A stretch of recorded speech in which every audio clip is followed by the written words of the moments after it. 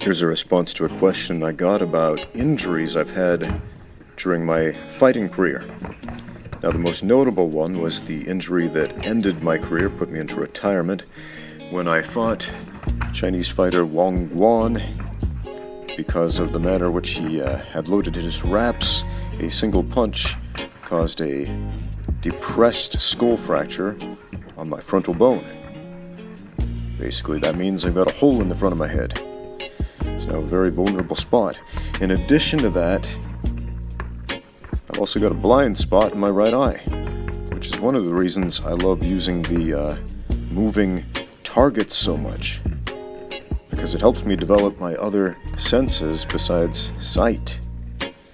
Man, you can't really rely on your sight in a fight anyway, because all you really see is motion blurs.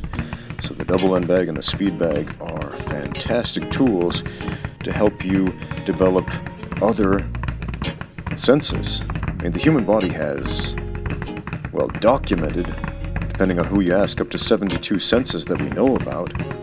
Bodily kinesthetic awareness, proprioception, magnetoreception, sense of hearing for one. I mean, with the speed bag we hear it. I mean, we sense heat, we sense displacement of air, all of these things that are different senses besides touch.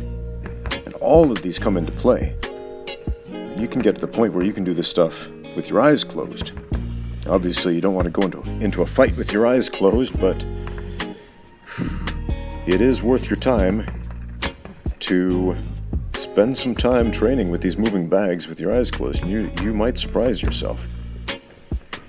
Anyway, there's a black spot in the middle of my vision, which, it was kind of scary when it first happened. I was more than a little worried, and, I've learned to live with it, and I think technically I've become far better because of it. Because I don't have to rely on my eyes. I mean, I can't. And so, my hand fighting has improved so much. I mean, hand fighting is one of those things that so many modern strikers just don't even know how to do. If you watch those old school bare knuckle boxers like Jack Johnson, man, all the dude did was hand fighting. Hand fight, line the strike, clinch, hand fight, line the strike, and repeat ad nauseum. I mean, probably the most significant injury that affects my training that I have, besides that, didn't actually happen during a fight. It happened during a vehicular collision.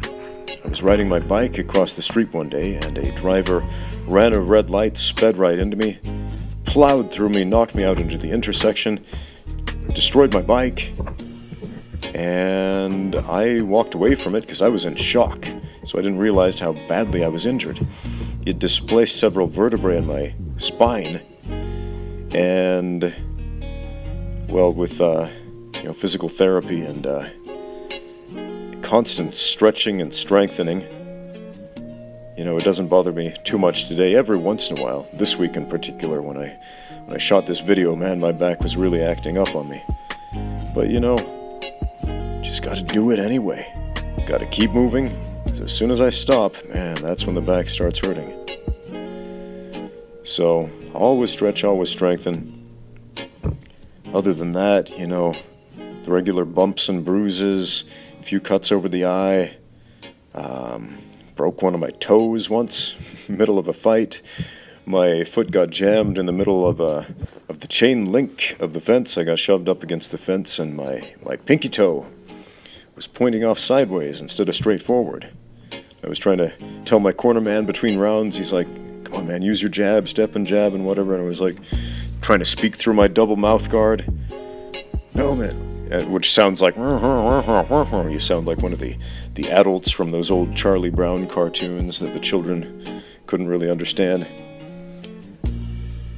And he couldn't understand me, so I just reached down and popped my toe back into place and finished the fight. I've had a lot of issues with my knees over the years. I've had bursitis in both knees.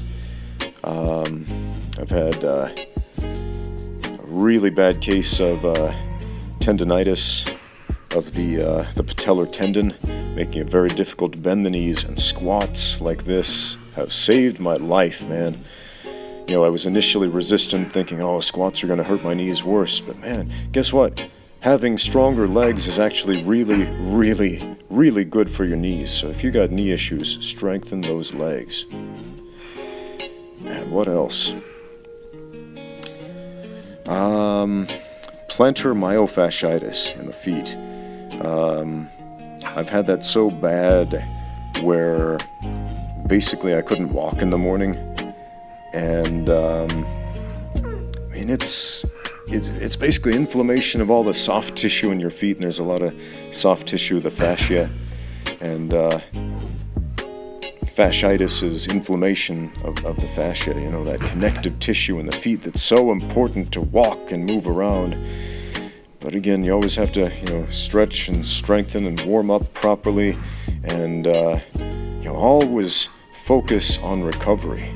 And recovery is so key. That's something I've learned so much as you know, post-fight career than during my fight career. Man, I had a lot of destructive tendencies in my training back then that I have fixed now. Man, you got to build yourself up. It's often been said that with fight training, if it wasn't for the fact that you were getting beaten up, you would become the greatest athlete ever. But if it wasn't for the fact that you were being beaten up, you would not push yourself to become that type of athlete in the first place. Anyway, thanks for watching, guys.